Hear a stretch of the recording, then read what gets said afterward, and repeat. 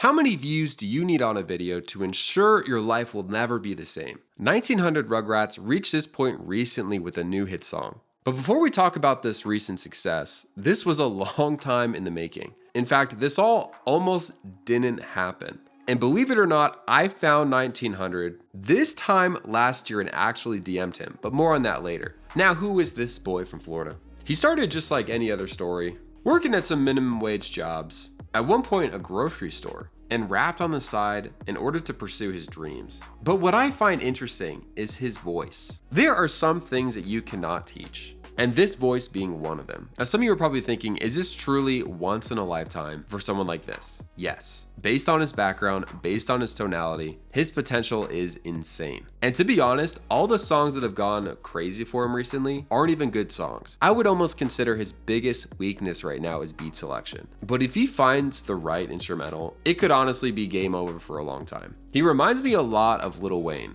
in terms of how he grew up and also just that grit in his voice. Funny enough, they lived pretty close to the same place, a few states over, but his talent is there. A lot of people are asking if he says the N-word. No, he does say the C word, and not that C word, the white person C word. In fact, it's one of his favorite words. This is an interesting time for rap of this kind, a resurgence of quote unquote real rap. Obviously, over the years, old heads have been complaining, rap is dead. Everyone just utters noises into a mic, blast it on some lean, put them in a studio with a crazy engineer, and call it a day. I just had to make a video to explain there's a lot of other things I am than just the hardest cracker. You know what I'm saying? I'm the rapper that brought rap back. Y'all be on the mic talking about, that ain't rap. That's pop music. You feel me? I'm the cracker that brought rap back. Y'all talking about the hardest cracker. It's deeper than that, man. Think. I'm the rapper that know how to rap. These people don't even use lyrics. I pull up with their Glock, bust in your top. So it's no surprise that 1900 is finding people in the market to enjoy modernized lyrical rap. B.O.P. Kosher is another huge artist that has recently made waves for the same reason. People enjoy these bars. Sometimes they're corny, but on the right beat, in the right cadence, some of them land. Now, a lot of people have been asking, you need to get on the beat with B.L.P. Kosher, and luckily there's things in the works. But it seems like both B.L.P. Kosher and 1900 Rugrats had to find that critical mass. So what is critical mass? The definition according to physics is the minimum amount of fissile material needed to maintain a nuclear chain reaction. But in our cases, it's the minimum size or amount that something is required to maintain a venture, or in this case, a rap career. Both B.L.P. Kosher and 1900 Rugrats have found this point. Interesting side note, for B.L.P. Kosher, I remember finding him before he blew up, and I saw NLE Chopper comment on one of his videos saying we should collab, and that's the moment I knew he reached critical mass.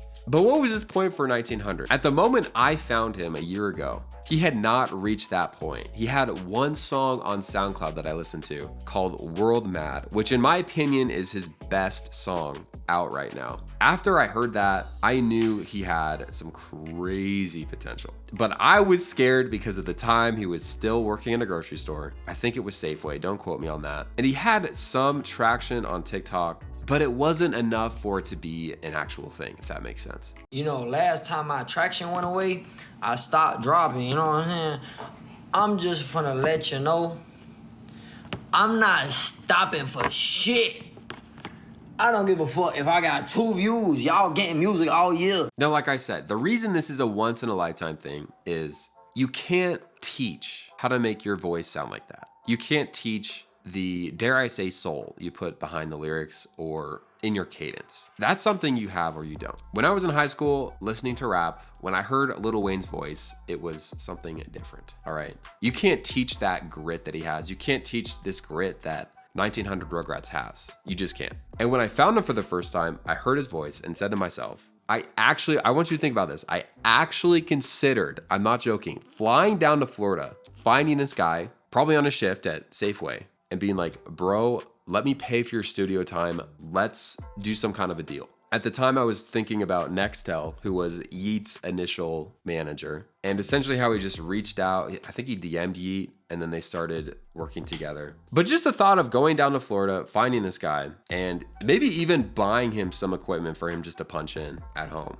And I wish I could find the DM. I searched far and wide for it. But I basically said, bro, do not stop rapping. Okay, don't give up. This is something special. And I feel so dumb. I wish I bought a feature at that point. I think his feature price is like $200. So I guess the next person that I find who I feel like is gonna blow up, I'm doing a feature regardless. He's gonna be fun to watch over the next few years. But like I said, if he can get the beat selection down, then it's gonna be really interesting. So how did he actually reach that point of critical mass? I'm sure a lot of people know him from, but it's amazing because this is how close an artist like that is from stardom. Of course, there's people that go on the radar that don't make it, but his first line, I'm not gonna repeat it because I don't wanna get banned on YouTube, but it reminded me a lot of Central C's line in Doja. Like, you just need that one line to hit people. In a setting like this, and with everything he had going for him, it was game over at that point. But we talked a little bit about Yeet and his rise. I'm gonna plug an old video of mine, one of my favorites, and it's about how Yeet blew up in the first place and why